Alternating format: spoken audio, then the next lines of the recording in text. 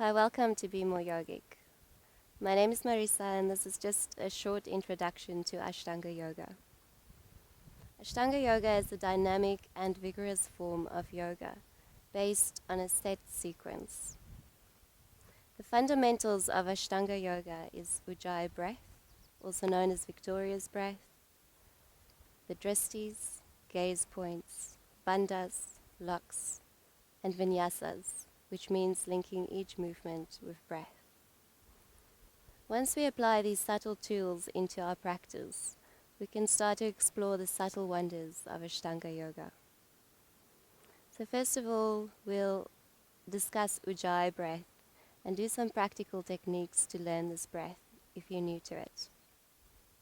So you're going to come into a comfortable sitting position. You can also sit on top of a block or a few books. Just bring your hands to your knees, lift your chest up away from the belly, and roll your shoulders back and down, tuck the chin slightly under. So I'm just going to demonstrate this breath, and then I will explain how to practice this breath. So just listen to the breath.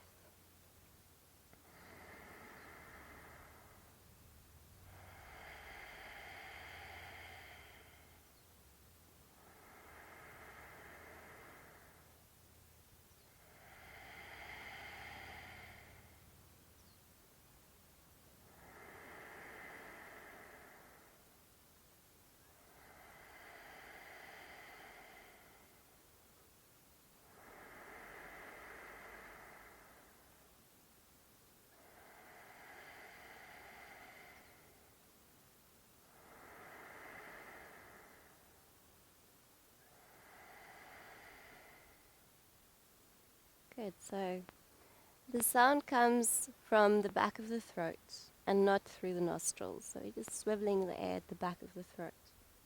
So we're going to do a few practical steps to learn how to do this breath. And the first step is we're going to create, on an exhalation, with an open mouth, the sound as if we're whispering it. Just keep in mind we always breathe through the nose, not through the mouth. This is just a practical way to learn the breath. So you can, on an exhalation, create the sound ah as if you're whispering it, or think in terms of creating the sound when you fog up a mirror. Good. So we're going to inhale through the nose, and then exhale with an open mouth, creating the sound and sensation at the back of the throat.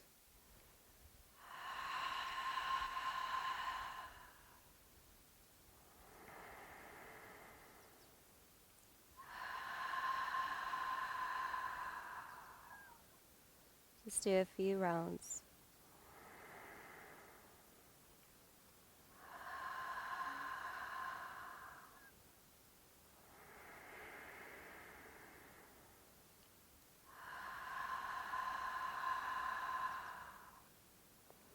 Good. Then the next step is halfway through the exhalation, you're going to close the mouth and try to maintain that same sound and sensation at the back of your throat. So it's going to look like this. Inhale through the nose, exhale through the mouth with an open mouth, and then close the mouth. Continue with the breath and the sound and the sensation at the back of the throat. Just continue for a few rounds.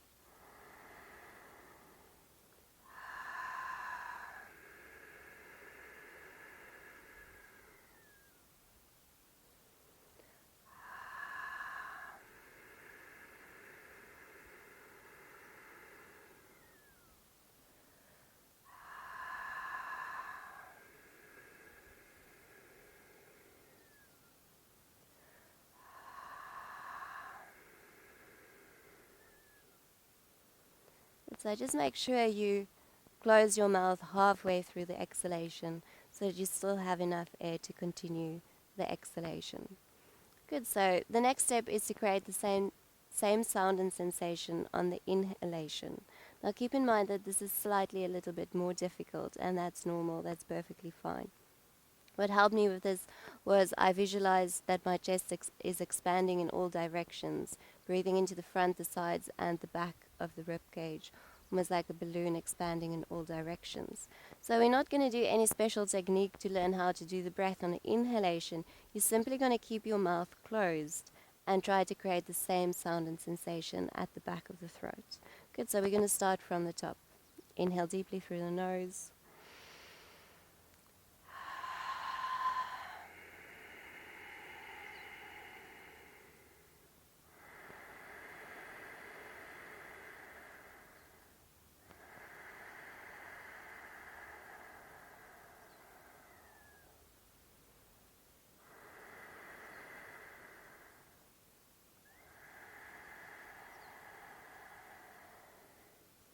And just continue for a few rounds.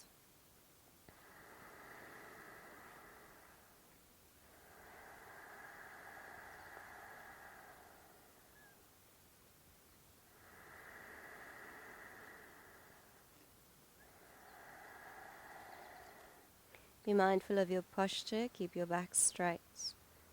Keep applying your bandhas, Mulabanda, keeping the lower belly still. Allow the chest to expand on the inhalations. And as you exhale, draw the navel to the spine. Feel the sound and the sensation at the back of your throat.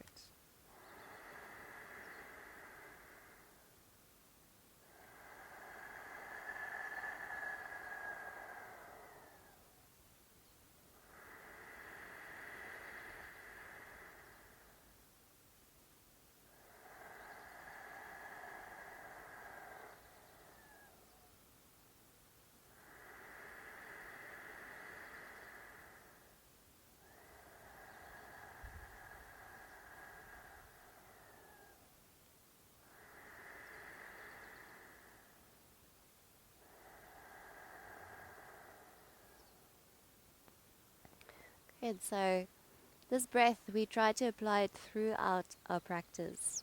So in the beginning, this breath might come and go, it might waver, that's perfectly fine. Whenever you realize that your mind has wandered off away from the breathing, just bring your awareness back to the breath and try to apply Ujjay Breath. Of course, we never want to strain the breath, so if you find this very strenuous in the beginning, rather let it be. With time and practice, this breath will naturally unfold, so don't force the breath too much.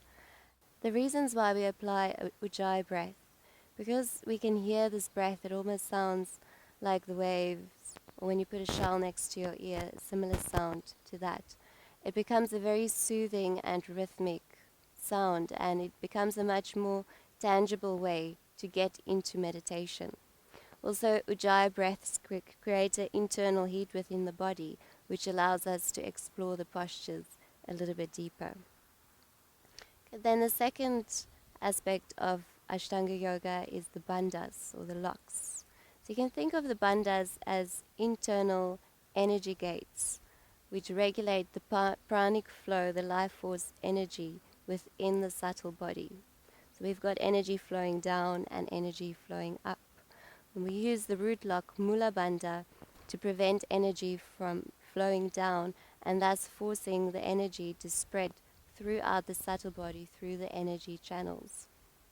So to apply Mulabanda, the root lock, you contract the perineum and you lift the pelvic floor.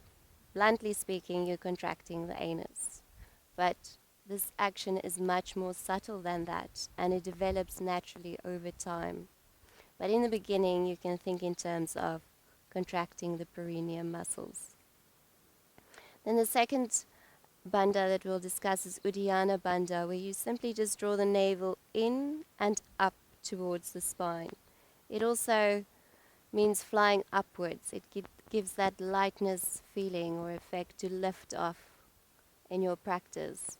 So we apply these locks at the same time, even though we explain them separately. So you will apply Mulabanda, lifting the pelvic floor, and then Udhianabanda, the navel in and up. So it happens at the same time.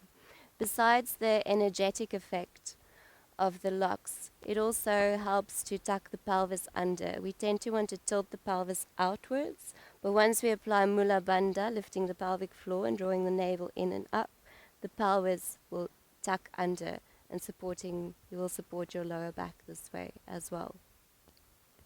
And then the third lock is Yalandara Banda, the neck lock, where you bring the chin forward and down into the notch between the collarbones, and you pull up at the back of your neck.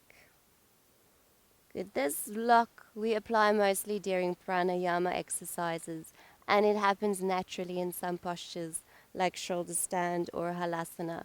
I also like to keep the back of the neck straight throughout all the postures so that the neck is in line with the spine, so there's a clear energy channel all the way from the base of the spine through the back, through the crown of the head, as well as not putting unnecessary tension at the back of the neck. Instead of looking like this in some postures, just keep the chin slightly tucked so that your neck feel comfortable. So you can think of it as a very gentle Yalandara Bandha, but the full expression would be more extreme, where the chin is stuck to the chest and pulling up at the back of the neck. But the third aspect of the fundamentals of Ashtanga Yoga is the dristis, or gaze points. And that's simply to look or to gaze at a point to keep our awareness within and to stay concentrated and focused, as opposed to looking around and getting distracted. We gaze at a point and thus we stay focused and concentrated, bringing our awareness within. Now in Ashtanga Yoga there's 9 specific gaze points. You're either looking up, down, far right, far left, the third eye, the navel, the thumbs, or the toes. So in the beginning, this might be too much knowledge when you just start with your practice. And I like to follow the general rule of just gazing in the direction of the stretch and just gazing at a point. Gradually over time, of course, if your practice will develop, these gaze points will unfold naturally. Then the fourth aspect is Vinyasas, which means linking each movement with breath and linking the one posture into the next in a serpentine flow. So this happens when the breath and the movement cease to be 2 separate entities and they marry to become one. And the one encourages the other. The movement encourages the breath and the breath encourages the movement. Vinyasas also help to bring the body back into a neutral position between the postures. So in the beginning, Vinyasas might feel hard to do at the beginning, or it might feel like just a few physical set of maneuvers, but over time Vinyasas become familiar to the body on a cellular level, and it will allow your practice to become like a rhythmic dance over time. Good, so just to summarize the fundamental aspects of Ashtanga Yoga, it is the breath, Ujjay Breath, the bandhas, the energy locks or seals, dristis, the gaze points, and vinyasas, linking movement with breath. So it's important to know about these fundamental aspects, but keep in mind that all these aspects will naturally unfold as you develop your practice over time. Like our Guru said, Patabi Joy is 99% practice and 1% theory. Namaste. Practice and all will come.